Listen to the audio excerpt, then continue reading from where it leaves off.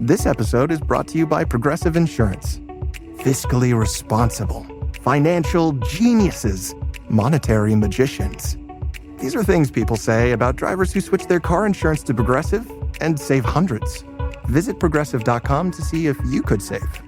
Progressive Casualty Insurance Company and Affiliates. Potential savings will vary, not available in all states or situations. The following is a Red Apple Podcast Network presentation. They say this is a big rich town. I just come from the poet's part. Bright light, city life, I gotta make it. Welcome to Dominic Carter's podcast. This is Dominic Carter's City Hall. Now, here's Dominic Carter. Red Apple Podcast Talk Radio 77 WABC. Catch me, Dominic Carter, live weekdays at 3 to 4 p.m. Eastern, and again live weeknights midnight to 1 a.m. Plus, don't miss the Sunday night edition from 11 p.m. until 1 a.m. October 7th, her son was shot 6 times in the head. Her husband fatally dove on a grenade to save his family.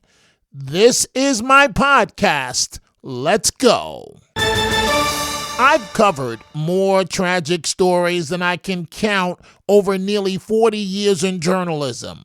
Stories of loss, injustice, violence, and pain. But what happened to the people of Israel on October 7th? That wasn't just tragedy. It was cruelty on a level that we can't even begin to comprehend, inflicted on human beings. And yes, it's been 2 years, but time doesn't erase trauma. Time doesn't dull memory. And the families who survived, they don't get to move on. Sabine Tassa is one of those voices. Her story isn't just something you hear. It's something you feel. It stays with you. It rewires your breathing. It reminds you how fragile life is and how strong the human spirit can be. They will never forget, and neither will I. Her story is so powerful that it's one of the 7 segments of the HBO Max series, One Day in October. I sat down with her first, and then the creator of this documentary. So, Ms. Tassa, one, my heartfelt apology and sorrow for what happened to your family on behalf of the people of New York. I'd like for you to begin by telling me your story. I know it's very painful, but please tell me what happened to you and your family. Okay, so first of all, good evening. Thank you for the interview. My name is Sabine Tassa from Israel. I survived the October 7. My 3 boys survived the October 7. I had 4 boys until the October 7. My older son, Or Tassa, was murdered by the Hamas in Zikim Beach, not far away from Gaza, maybe half kilometer from Gaza. And 25 minutes later, my husband, Gil Tassa, a fireman in Otef Gaza, was murdered, killed by 3 terrorists that came in parachute in Netiv Asara, my home, my place, my moshav, that 400 meters from the limit of Gaza. My husband, by the way, is the same father, the famous father that all the world saw in the footage, the famous footage of the October 7 that saved his boy when he jumped to the grenade. And then the 2 little boys were kidnapped in the little house, flat, and they had the Google Translate, with the 2 terrorists that you can see that open the frigidaire and then drink the Coca-Cola. He had a good, job with the Coca-Cola drink. And finally, he convinced the terrorists not to kill him and his little brother. So this is my reality. This is my real life. And until the October 7, I'm doing everything to tell the story, to tell the truth, to open the eyes of all the people in the world. Doesn't matter if you are Jewish, Christian, Muslims, you need to open the eyes because the radical Islam is coming everywhere. So I don't know how you're still standing. You lost your husband and your son? Yes. I will tell you.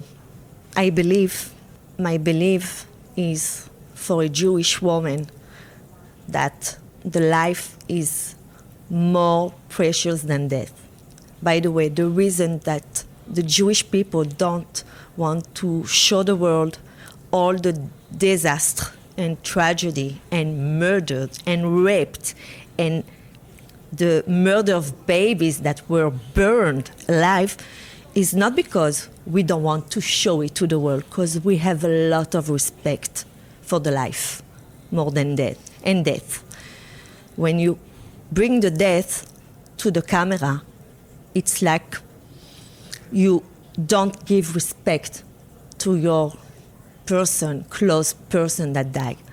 This is what we are believe in our tradition and religion.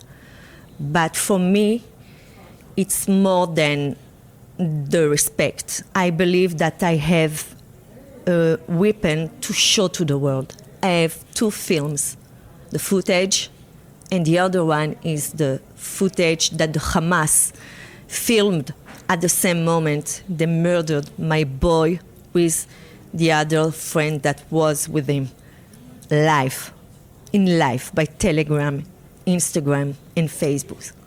Those animals show at live how they killed a little boy, only 17 years old, and take his life for nothing. They shoot 6 bullets straight in his head. And you must understand that this tragedy that happened in Israel maybe could have happened here in USA and in Europe. You must to wake up and to open your eyes. I've done a lot of interviews with mothers of victims. This is very tough for me to sit here with you, and you're so pleasant and you're brave. I just don't know how you're able to go forward with life. I don't have choice. I choose the life. Because, okay, if I will tomorrow decide to stay in bed and to ask God or everyone why it's happened to me, they will come back? No. But if I decide to get out of the bed and promote the one day of the October, the real story of my husband and my son and other victims, and maybe try or will convince some of you to believe our story and our tragedy and what's happened here in Israel, and maybe to show the world that this hate could maybe happen here in USA. And I cannot allow it. I have a job. And my job is to open the eyes and telling the truth. Telling the truth of the Israeli people and telling the truth of the October 7. Because I believe that if not us, the survivor or the hostage that's, thank God, now out, it maybe will happen in the world. I close this way. A very powerful film focusing on you and your family. You've said several times it could happen here in the United States. That's what you fear. Yeah. Do you really believe that it could happen in a place like New York? And as my final question, what do you say to the people that are listening to you right now throughout the New York tri-state area on the radio? Please stop to be naive. Look what's happened in New York in the 11th of September. It was before 24 years.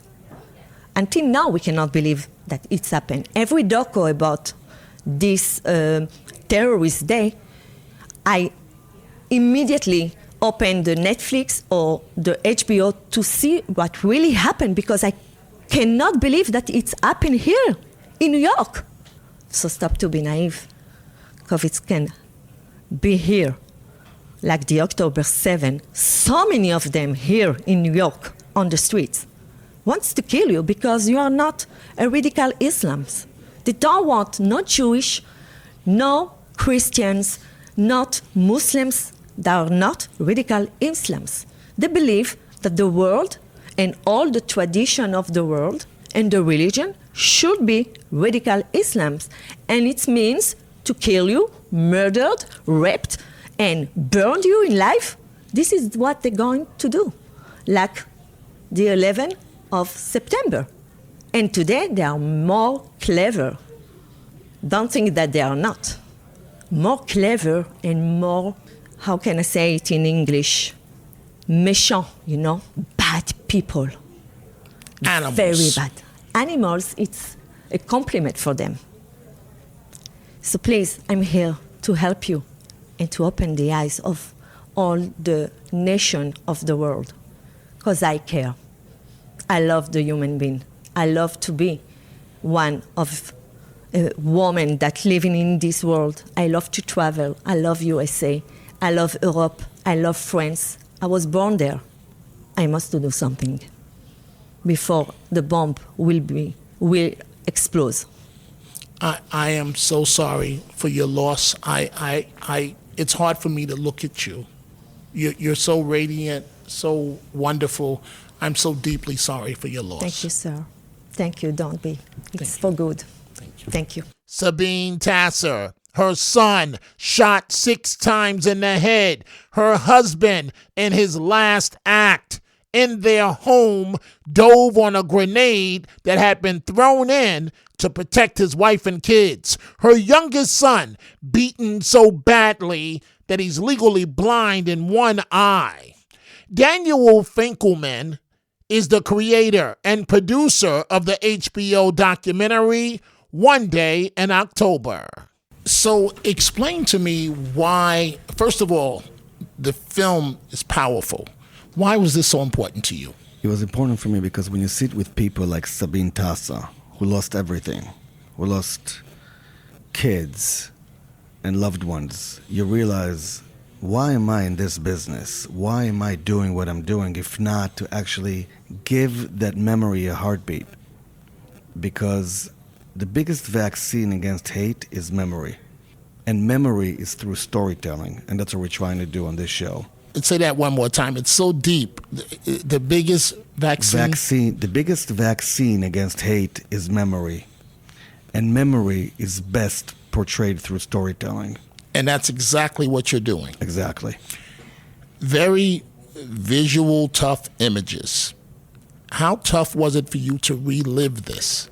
It was tough, but it was very tough to relive this along with everyone that was involved, because everyone had skin in the game. And along with the director, Oded Davidov, who's in Israel now, who's done an incredible job, and the rest of the producers, Lee, Chaya, Aviv, we actually knew that in order to really tell the story, it needs to be genuine.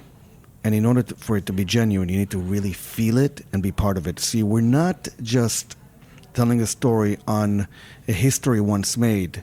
We're living history while it's still happening. And that's why it was different than anything else that we've done in the past. In talking to her, and I can't, for her to even be able to stand up after these animals took her husband, her son, and she's here in New York and she's still functioning. But one of the segments focuses on her. She mentioned several times to be careful that this could happen in the United States, in New York. Do you share that sentiment? Oh, absolutely. I've been in Israel many times before October 7th. And I've been to those kibbutzim, including the kibbutz where she's from, Sabine Tasser. And I've seen the beautiful lifestyle that they had. and they had great relationships with their neighbors from Gaza. Even more so, they were really protecting them and bringing them off out of the border and give them work and give them medicine. And they used to call them on the phone and see, how are you? Happy birthday. Those same people mapped out an exact map of each and every one with their names and the age of the kids. Specifically Sabine, when those terrorists came, they knew her name, they knew her kids' names, and they were looking for them.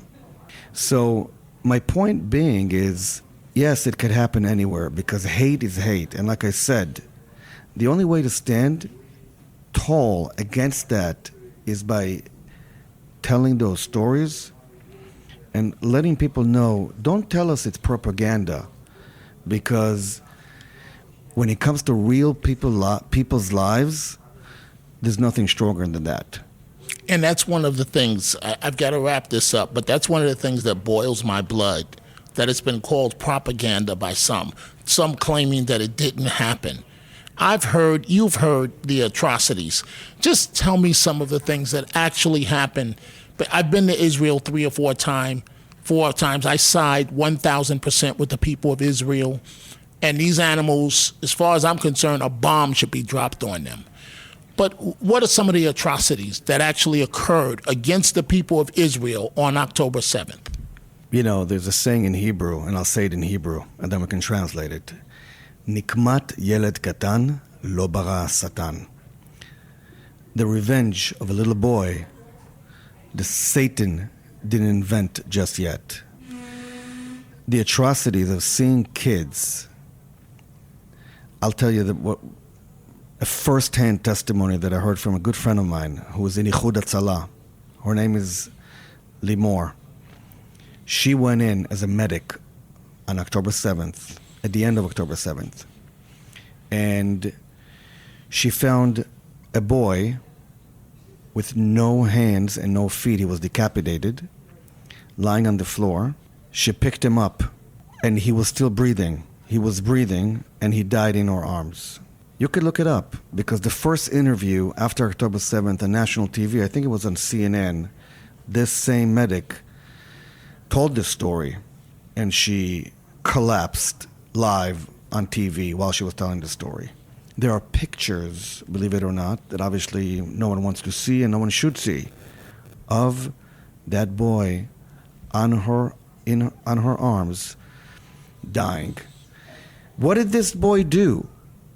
Why does this boy have to suffer? Are you telling us that that's self-defense? Are you telling us that that's resistance? Or are you telling us that by us complaining about it, that's propaganda? No. And I'll tell you this. Yes, it could happen here. It could happen anywhere. Because if it happened in that kibbutz, in that beautiful scenery, yes, it could happen here on the streets of New York as well. And hopefully it won't. Last question. Is there anything I didn't ask you that you feel needs to be talked about for the people of New York City? You know, when Mamdani was elected, people said, a lot of the Jews said, okay, let's get out of here. We have to buy real estate in Florida. That's not the solution that I believe in. If we escape New York, then what? We leave it to the wolves? We got to stay in New York. We got to have representation here. And as the saying goes, if you want to kick out the darkness, just light a little match, and that would kick out a lot of darkness. So our mission in New York is to illuminate and be friendly and be nicer and give New Yorkers a good image. And that, my friend, would go a long way. Daniel Finkelman, the creator and producer of the HBO documentary One Day in October. It's easy to get stuck reaching for the same familiar fruits and vegetables, even when you know a colorful variety is key. Balance of Nature's fruits and veggie supplements don't replace fruits and vegetables, but it makes it easy to add more variety to what you already eat. With 31 ingredients that are whole fruits and vegetables, switching it up is easy because we've already taken care of the hard part. Go to balanceofnature.com and get a free fiber and spice supplement, plus 35% off your first set as a new preferred customer by using discount code POD. And that is all the time we have, folks. Catch me, Dominic Carter, live weekdays, 3 to 4 p.m. Eastern and again live midnight to 1 a.m. weeknights. Plus, don't miss the Sunday night edition from 11 p.m. until 1 a.m. Listen anywhere nationally or throughout the world. To do so, download the free WABC app or stream the show live at WABCRadio.com, WABCRadio.com. If you are interested in my Dominic Carter t-shirt, the Dominic Carter Show is about truth, grit, accountability, unfiltered, unafraid, unapologetic, and that's exactly what the Dominic Carter t-shirt represents. Thank you to everyone who's already purchased one. You can go to my website, DominicCarterBooks.com, DominicCarterBooks.com, where you will also find many brand new children's books that I have out. Red Apple Podcast Talk Radio 77, WABC. I gotta make it. Dominic Carter socials on Twitter at Dominic TV and Facebook and Instagram, Dominic Carter TV. Email at dominic.carter@wabcradio.com. Until the next episode, be well. And as Dominic always says, stay positive. The glass is always half full, never half empty. Dominic Carter City Hall.